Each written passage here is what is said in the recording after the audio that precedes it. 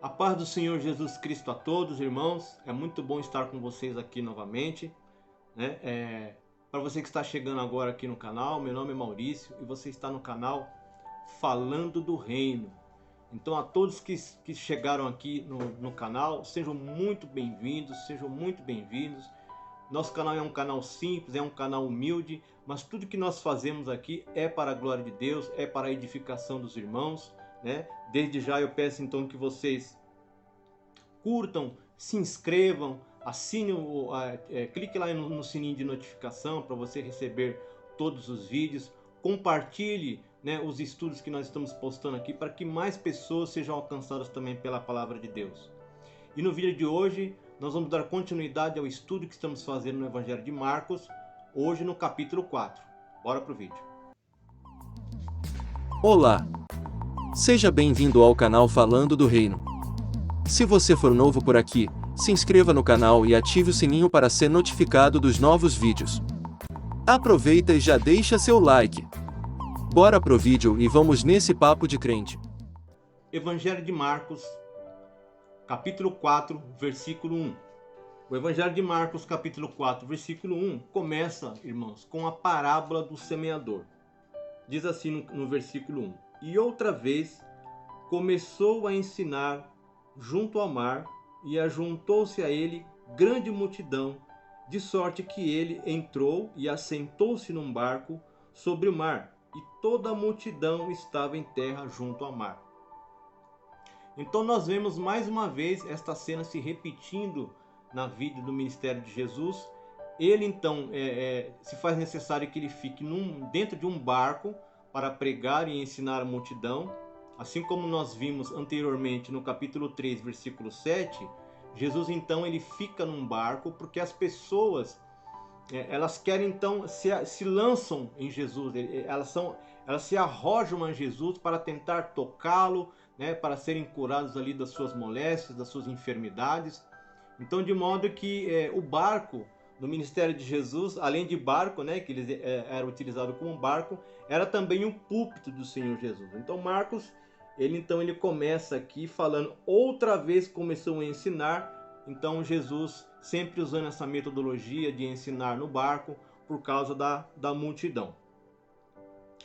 E o versículo 2 diz que ensinava-lhes muitas coisas por parábolas e lhes dizia na sua doutrina.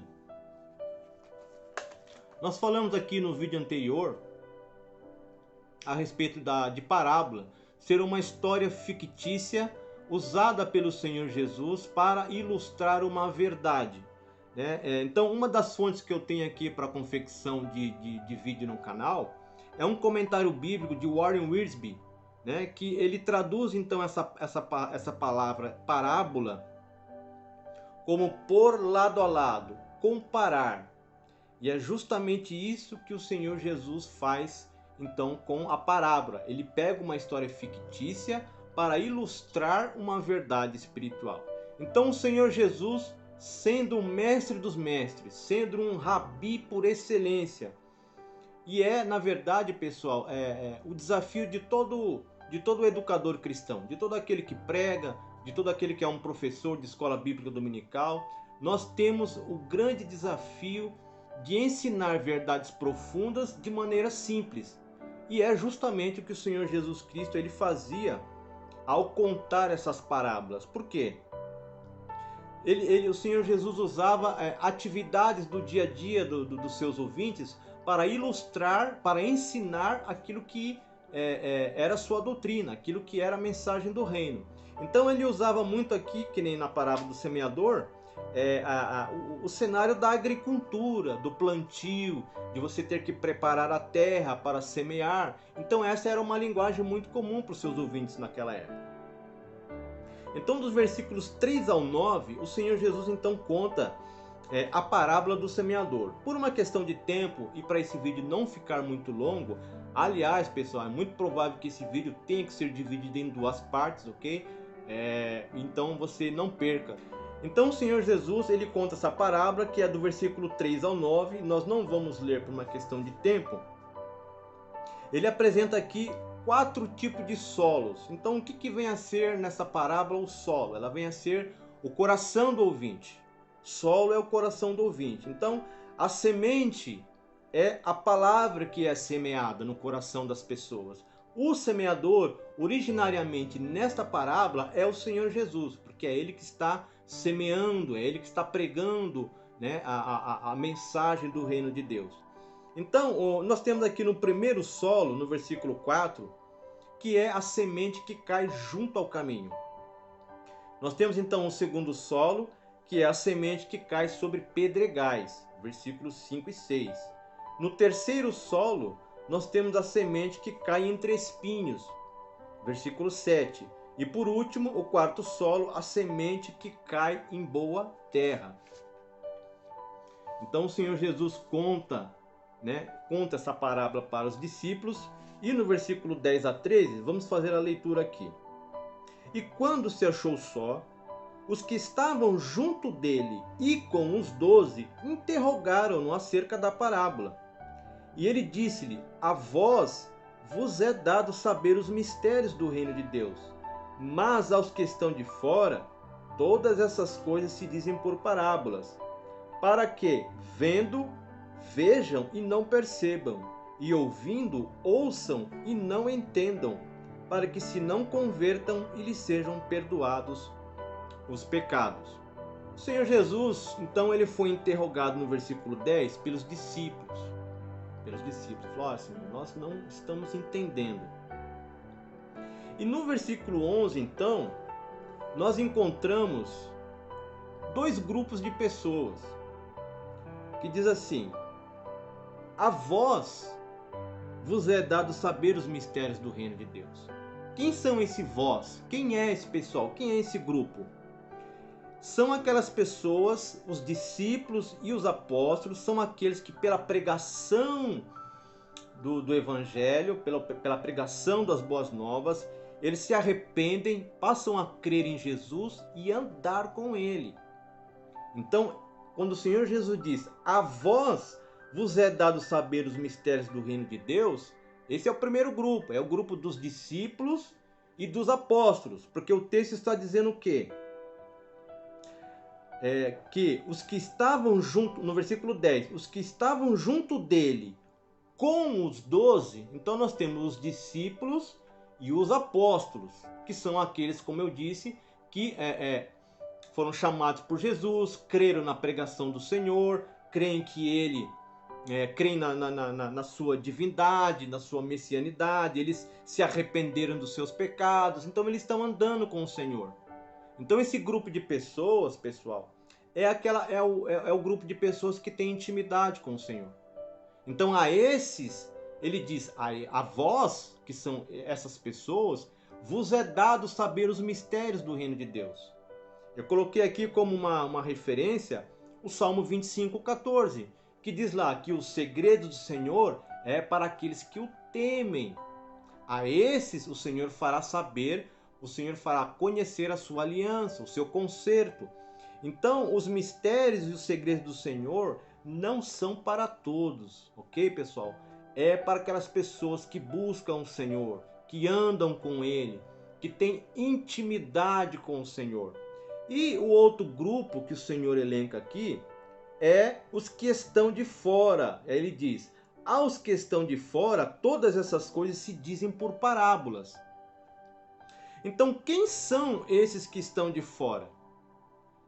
Eu usei como exemplo aqui Mateus, o Evangelho de Mateus, capítulo 7, versículo 6, onde o Senhor Jesus diz: olha, não dê aos porcos as suas pérolas, porque eles vão pisotear as pérolas e eles vão vir atrás de você ainda para atacar vocês. Então, quem são esses que estão de fora? São aqueles de coração endurecido.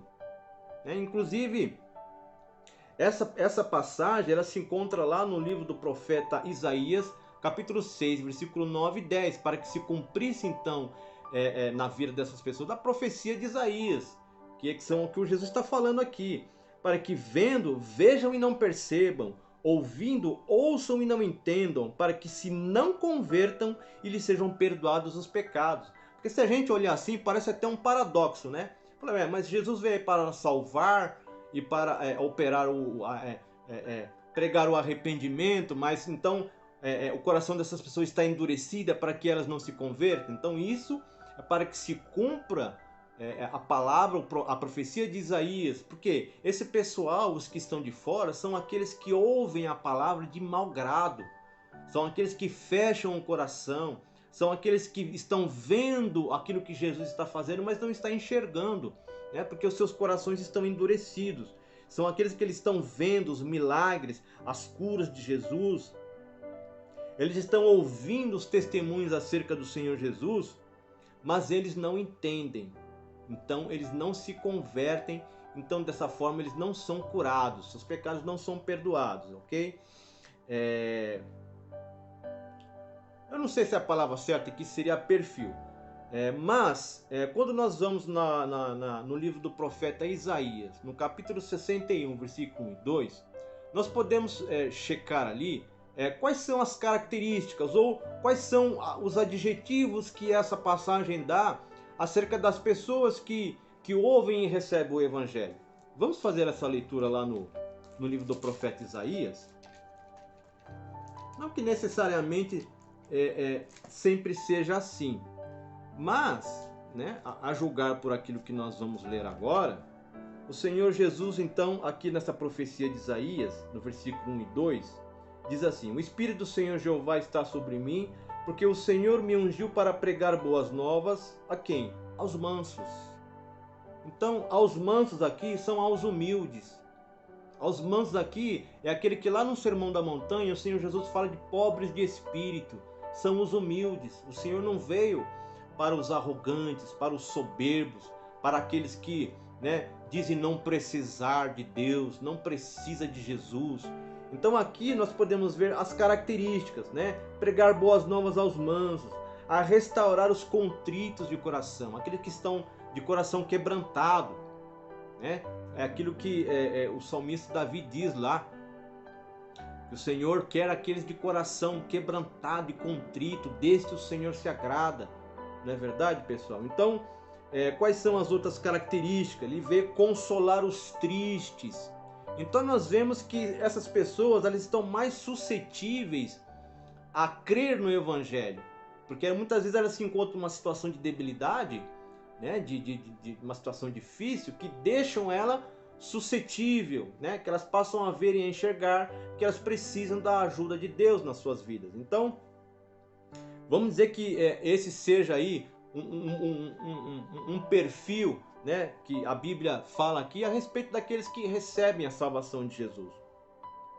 Então, resumindo com as próprias palavras de Jesus, no mesmo Evangelho de Marcos, capítulo 2, versículo 17, o Senhor Jesus fala assim: não necessitam de médico aqueles que estão bons, mas sim os doentes. Então ele diz: eu não vim chamar justos, mas os pecadores. Então, os de dentro, né, a voz que o Senhor fala são os de dentro, aqueles que estão com intimidade com o Senhor, e os de fora são aqueles que estão com o coração endurecido. Eles não querem ouvir e se submeter à verdade. E agora no versículo 15 ao 20, o Senhor Jesus então ele parte para a explicação da parábola.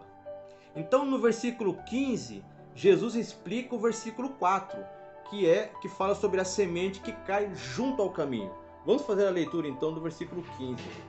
Que diz assim: e os que estão junto ao caminho são aqueles em quem a palavra é semeada, mas tendo eles ouvido, vem logo Satanás e tira a palavra que foi semeada do coração deles.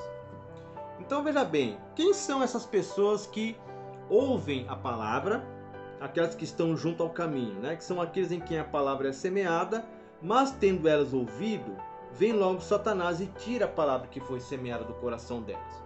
Marcos, ele tem um estilo literário de Marcos, ele é econômico nos detalhes, ele não aborda muito os ensinos de Jesus, inclusive aqui ele elenca essas poucas parábolas aqui que nós vamos ver, que é a parábola do semeador, a palavra da candeia, a palavra da semente e a palavra do grão de mostarda. Então Jesus, ele no seu ministério, ele ensinou cerca de 40 a 42 parábolas. Então Marcos ele resume somente nessas. E nessas passagens ele economiza então nos detalhes. Por quê? Porque é o estilo de Marcos. Marcos, ao escrever o seu evangelho, ele foi direto e objetivo. Então ele não coloca o detalhe, como era o perfil dessas pessoas?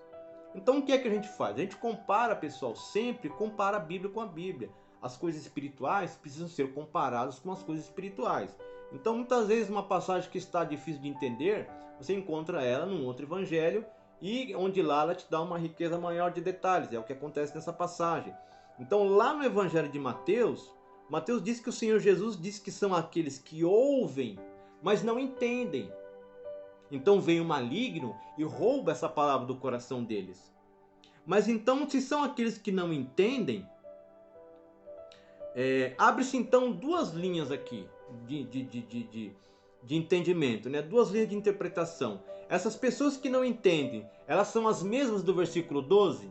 São aquelas que então endurecem o coração para que se cumpra a profecia lá de Isaías 6, 9, 10? Então é muito provável, porque é o contexto daquilo que nós estamos falando aqui.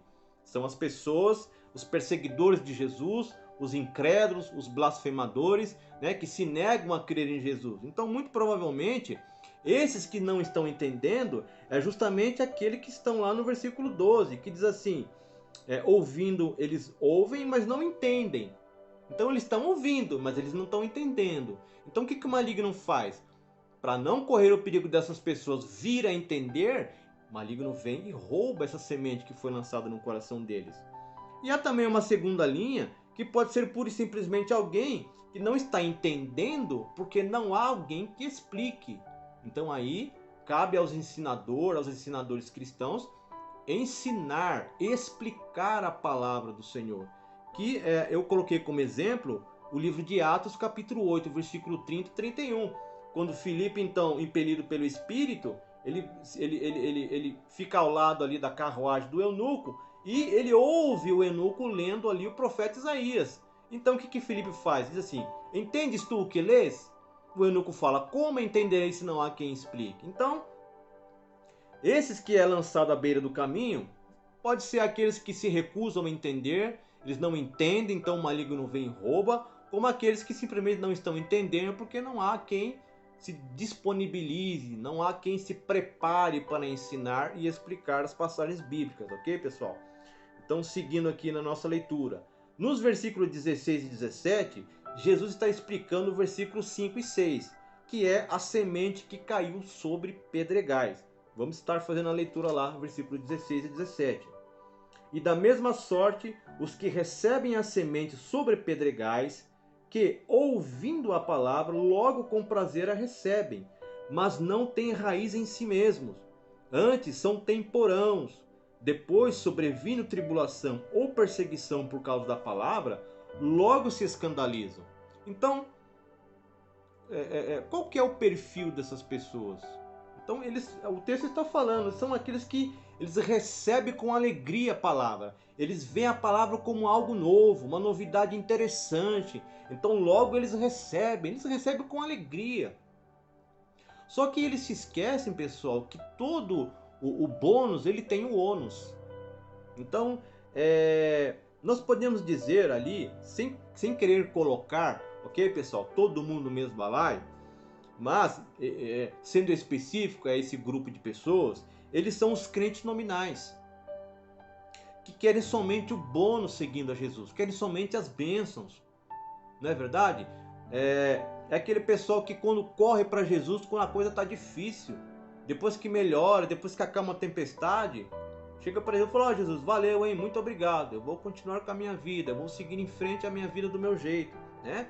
E se esquecem de Jesus, só correm para o Evangelho, para Jesus, quando a situação fica difícil. Então eles querem só as bênçãos, eles não querem o ônus do discipulado, eles não querem a cruz do Evangelho, eles não querem mortificar a carne deles. Então eles querem um Evangelho assim, muitas vezes eles até frequentam a igreja, eles frequentam os cultos, só que eles não desenvolvem profundidade espiritual. Profundidade espiritual. E é o que o texto fala. Porque sobrevindo a perseguição por causa da palavra, logo se escandalizam. Ok? Então lá eles falam assim, o texto diz no versículo 17, não tem raiz em si mesmos. Então a raiz precisa de um lugar profundo para se estabelecer. Eles não querem ter o trabalho de cavar. Por quê? No Evangelho de Mateus, capítulo 7, versículo 25, o Senhor Jesus então fala que nós devemos cavar até encontrarmos a rocha, para ali então lançarmos o alicerce da nossa casa. A nossa casa precisa ser construída sobre a rocha, pessoal. Nós não podemos ficar na superficialidade cristã. Os dias são maus, nós estamos em guerra. Eu vejo muito crente, vivendo uma vida cristã como se estivesse dando uma volta no parque. E não é, pessoal, a gente está em guerra. A gente precisa adquirir intimidade com o Senhor, precisamos adquirir profundidade espiritual. Não adianta a igreja crescer expansivamente, numericamente, geograficamente, mas na profundidade está raso. Então logo, quando vem a tribulação e a perseguição por causa da palavra, eles se escandalizam, não querem saber do evangelho, ok? Então estes são aqueles que caem sobre pedregais. Seguindo aqui a nossa leitura, versículo 18 e 19. Então Jesus está explicando aqui o versículo 7, que é a semente que cai entre espinhos. Vamos fazer a leitura lá, versículo 18 e 19. E outros são os que recebem a semente entre espinhos, os quais ouvem a palavra. Mas os cuidados deste mundo e os enganos das riquezas e as ambições de outras coisas, entrando, sufocam a palavra, ficando ela infrutífera. Então vamos lá. Quais são os cuidados deste mundo? Nós podemos ver lá no Evangelho de Mateus, capítulo 6, versículo 25 e 33, que os cuidados deste mundo, falados ali no Evangelho de Mateus, são as nossas necessidades básicas. É quando nós nos preocupamos com as nossas necessidades e não fazemos aquilo que fomos chamados para fazer, que é frutificar. Lembre-se que nós somos chamados para dar frutos. Então lá no Evangelho de Mateus, capítulo 6, versículo 25 e 33, o Senhor sabe que nós precisamos comer, beber, nos vestir, trazendo ali para um contexto mais atual. Ele sabe que você precisa pagar o seu aluguel, ele sabe que você precisa de um emprego, ele sabe que você precisa pagar as suas contas, ele sabe que você precisa pôr comida na mesa. O Senhor sabe de tudo isso. Essas são as necessidades básicas, são os cuidados do mundo. Mas o Senhor diz o seguinte: buscai o reino de Deus e a sua justiça, e todas estas coisas, todas as suas necessidades básicas serão supridas. Então, quando a palavra de Deus compete com os cuidados do mundo, ela é sufocada e não frutifica. Então, quais são as outras coisas que o Senhor Jesus falou aqui? Os enganos das riquezas. Então, os enganos das riquezas, eu peguei aqui um texto como exemplo, a carta de Paulo a Timóteo, 1 Timóteo, capítulo 6, versículo 17 ao 19, que diz assim: manda aos ricos deste mundo que não sejam altivos. Lembra lá que o Senhor Jesus veio para os mansos, não para os altivos? Presta bem atenção. Nem ponham a esperança na incerteza das riquezas, mas em Deus, que abundantemente nos dá todas as coisas para delas gozarmos. Que façam o bem, enriqueçam em boas obras, repartam de boa mente e sejam comunicáveis. Que entesourem para si mesmos um bom fundamento para o futuro, para que possam alcançar a vida eterna. Pessoal, Deus não é contra a riqueza, ok? Deus não é contra a prosperidade. A prosperidade é bíblica. Agora, quando nós confiamos, quando nós depositamos a nossa confiança nas riquezas, é aí que a conta não fecha. É justamente o que o Senhor Jesus fala sobre o engano das riquezas. É então deixar de depender de Deus para colocar a sua confiança aonde? Nas riquezas. Nós sabemos que as riquezas, Paulo fala, na incerteza das riquezas, não devemos colocar nossa confiança em coisas que são incertas, que hoje nós temos e amanhã podemos não ter. Não é verdade? Nós aliás, estamos ainda passando por uma crise desse vírus que está acometendo o mundo inteiro. E quantos empresários não quebraram? Quantos empresários até por sinal se mataram porque perderam todo o seu patrimônio, pessoal, porque a sua confiança estava naquilo que é passageiro. Então hoje nós temos, amanhã podemos não ter, mas se a nossa confiança estiver em Cristo, não interessa se hoje nós temos e amanhã nós não teremos, porque a nossa confiança está alicerçada em algo que é inabalável. Ok, pessoal? Então vamos lá. O que mais sufoca e torna a palavra infrutífera? O Senhor Jesus fala aqui, a ambição por outras coisas. Então aqui está genérico. Então é genérico, a ambição de outras coisas. O que é ambição? Nós ambicionamos muitas vezes, quando na verdade pode não haver o contentamento em nossos corações. A gratidão em nossos corações. A gente está sempre querendo ambicionar algo mais. Não, eu quero agora um celular de última geração. Então o que eu vou ter que fazer? Eu vou ter que fazer hora extra. Então eu trabalho agora, em vez de largar 6 da tarde, eu largo 8. Eu largo 8 da tarde, então o que eu perco? O culto. Eu não consigo mais ir na igreja, pessoal. É o que o Senhor está falando aqui. Então tudo aquilo em que nós focamos a nossa atenção, aquilo vai tomar o nosso tempo. Tempo é esse que poderia estar sendo empregado na obra do Senhor. Então todas essas coisas competindo com a palavra, torna ela infrutífera. É a semente que cai entre espinhos. Eu citei um exemplo aqui de Demas. Eu não vou abrir aqui para fazer a leitura, mas você pode estar lendo na sua casa. Quando nós lemos lá em Filemão 23, 24, Paulo está falando ali de Demas, está falando de Marcos, como aqueles cooperadores que estão com ele ali. Demas estava ali com Paulo. Demas estava com Paulo, auxiliando Paulo no seu ministério. Já em 2 Timóteo 4,10, o que Paulo está falando de Demas? Me abandonou amando o presente século. Então, irmãos, nós precisamos tomar muito cuidado. Nada pode estar competindo com a palavra, ok? E por último, no versículo 20, Jesus explica o versículo 8. A semente que cai em boa terra.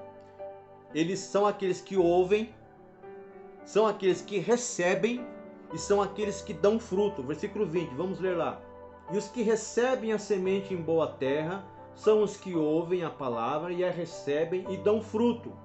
Um a 30, outro a 60 e outro a 100 por um. Eles dão fruto. São aqueles que ouvem a palavra, recebem a palavra de bom grado. Atos 2:41, se não me engano. São aqueles que receberam de bom grado a palavra, pessoal, e colocaram a palavra em prática. Aí o Senhor diz, um frutificou a 30, outro a 60 e outro a 100 por um. Então, pessoal, é imperativo darmos fruto. Nós vamos ver ali na sequência a parábola da candeia, que continua na mesma sequência. Dar fruto, dar fruto, dar fruto.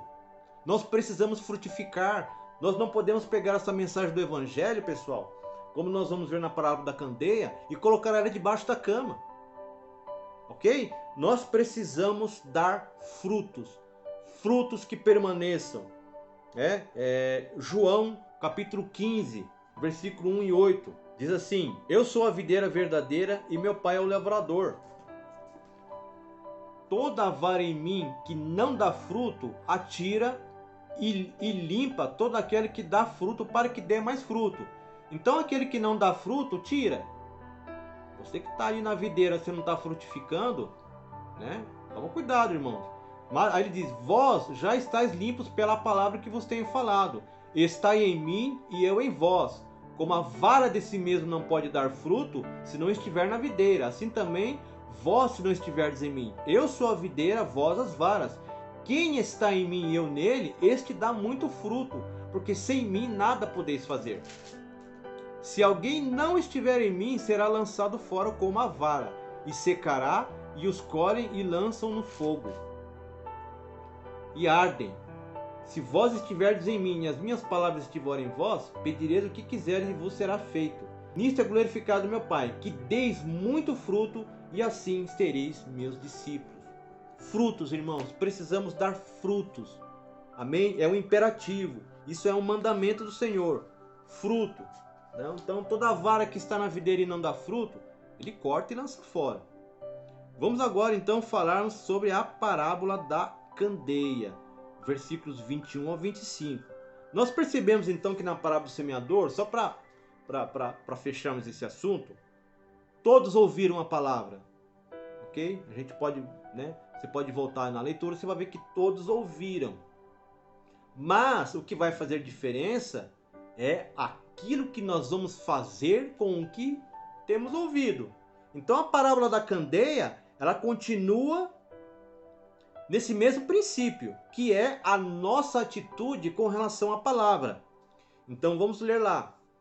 Parábola da candeia, versículo 21 ao 25. No versículo 21, vamos ler lá. E disse-lhes: vem porventura a candeia para ser posta debaixo do cesto ou debaixo da cama? Não vem antes para se colocar no velador? Então essa mesma passagem no Evangelho de Mateus, capítulo 5, versículo 14 e 15, não é a mesma passagem, tá, irmãos? É o mesmo princípio, desculpe. O Senhor Jesus está chamando os discípulos de vós sois a luz do mundo. Então nós que temos a Cristo somos a luz do mundo. Temos uma verdade, fomos iluminados por ela. Então é aquilo que nós estamos falando. O que nós estamos fazendo com essa verdade? Estamos tentando ocultá-la? Estamos sendo omissos? O Senhor Jesus fala: pode uma cidade que está edificada sobre um monte ser escondida? Pode se esconder? Não. Então a luz, ela tem que estar num lugar onde todos venham a ser iluminados. Nós não podemos pegar esta mensagem do Evangelho, que é a luz, é a vida, e ficar somente para nós. Então, uma vez iluminados pela verdade, nós não podemos ficar omissos. Precisamos levar essa luz aos que estão em trevas. Então, é um imperativo darmos fruto. Lembrando mais uma vez a parábola do semeador. Versículo 20. Um frutificou a 30, outro a 60 e outro a 100 por 1. Então, é um imperativo frutificar. Versículo 22 e 23. Porque nada há encoberto que não haja de ser manifesto, e nada se faz para ficar oculto, mas para ser descoberto. Se alguém tem ouvidos para ouvir, que ouça. Então nós temos aqui duas implicações nesse texto. O que está sendo feito encobertamente? O que é que está sendo feito secretamente? Que o Senhor Jesus está dizendo aqui: olha, não há nada que seja feito secretamente, encobertamente, que ficará em oculto. Então tudo, por ocasião da manifestação da sua vinda, quando o Senhor Jesus Cristo voltar, todas as coisas será colocado às claras. Ok, pessoal? Então, só que a primeira implicação para esse texto, ela está para os perseguidores.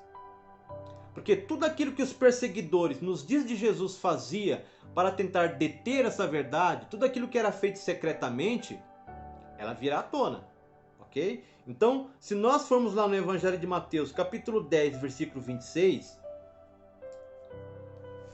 Mateus 10, 26, o Senhor Jesus Cristo, então, ele instrui os discípulos, ele comissiona os discípulos e vai instruindo eles. Tudo aquilo que vai estar acontecendo com eles. Vocês vão ser açoitados nas sinagogas, vocês vão ser colocados diante de reis e governadores, vocês serão perseguidos, vocês serão entregues ali para serem presos. E no versículo 26, ele chega aqui e fala: portanto, não os temais. Não os temais quem? Não temais os perseguidores. O Senhor Jesus está falando: porque nada há encoberto que não haja de revelar-se, nem oculto que não haja de saber-se. Então essa passagem, pessoal, ela está inserida num contexto de perseguição. Ok? Então veja bem, tudo que os perseguidores tentam fazer para impedir o avanço da verdade virá à tona. Toda mentira, toda calúnia, toda difamação, todo conchavo, tudo aquilo que era feito em secreto para impedir o avanço do Evangelho nos dias de Jesus e nos dias de hoje, será exposto à luz. Nós vimos nos capítulos anteriores que os fariseus fizeram um conchavo com os herodianos, um grupo de pessoas que eles não se davam.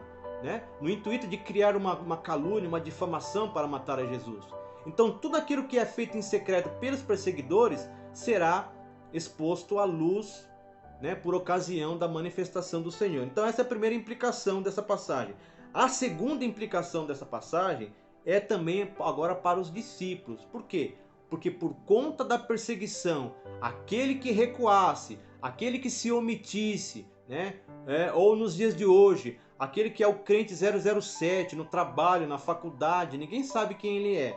E quando descobrem e vão perguntar para ele, ele nega Cristo. Lá em Mateus 10, 32 e 33, o Senhor Jesus também negará ele diante do Pai. Então, mais uma vez, a necessidade de não ficarmos no anonimato com essa mensagem, pessoal. Ok? A luz, ela tem que ser exposta. A luz, ela tem que estar num alto lugar onde todos possam ser iluminados por ela. Então, essa mesma omissão também será manifesta por ocasião da vinda do Senhor. Porque os discípulos, por conta da perseguição, eles poderiam ficar ali omissos, falar, não, eu vou perder minha família, eu vou perder os meus bens, eu posso ser morto por causa do cristianismo, do evangelho, então eu não vou me expor. Era o que muitos fariseus nos dias de Jesus, o texto diz lá que eles criam, mas eles não manifestavam a sua fé, por quê? Porque eles amavam a glória dos homens, eles não queriam se expor. Eles não queriam confessar a sua fé. Em Romanos fala, né, que com o coração se crê para a justiça e com a boca se confessa.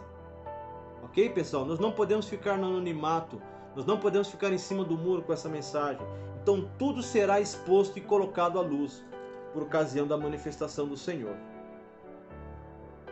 E no versículo 24 a 25 diz assim: E disse-lhes, atendei ao que ides ouvir. Com a medida com que medirdes, vos medirão a vós e ser-vos-á ainda acrescentada. Porque ao que tem, ser-lhe-á dado, e ao que não tem, até o que tem lhe será tirado. Nós podemos comparar essa passagem com a parábola dos talentos. Evangelho de Mateus, capítulo 25, do 14 ao 29. Nós não vamos ler por causa do tempo, mas é o Senhor que nesta parábola ele dá aos seus servos talento segundo a capacidade de cada um. Então a uns ele dá 5, a outros ele dá 2 e a outro ele dá 1 talento. Então o que recebeu 5 frutificou. Olha aí, mais uma vez o contexto da frutificação, pessoal, presta atenção. O que recebeu 5 ele granjeou mais 5. Okay? Então ele é chamado de bom servo, né? Fiel servo, entra no gozo do teu Senhor. Galardão, pessoal. Galardão, ele frutificou. O que recebeu 2, a mesma coisa, ele granjeou mais 2, recebeu o mesmo elogio do outro. E o que recebeu 1, ele, ao invés de usar esse talento para frutificar, ele enterrou o talento. E ele é chamado de mau e negligente servo. Então o Senhor fala assim, tira desse que tem e dá ao que tem 10. É o que o texto está falando, porque ao que tem, até o que tem lhe será acrescentado, e ao que não tem lhe será tirado. Porque aquele que não frutificou, aquele que não granjeou outros talentos, o pouco que tem será dado àquele que frutificou, que recebeu. Então, esse é o contexto ali dos versículos 24 e 25. Pessoal, para esse vídeo não ficar muito longo, nós vamos dividir ele em 2 partes. Então, para você não perder a sequência desse vídeo, clique no card aqui acima para você então assistir a segunda parte desse vídeo, amém? Cresçam, porém, na graça e no conhecimento de nosso Senhor e Salvador Jesus Cristo. A Ele seja a glória, agora e para sempre. Amém. 2 Pedro 3,18. Falando do reino. Se inscreva no nosso canal e ative o sininho para não perder nenhuma aula.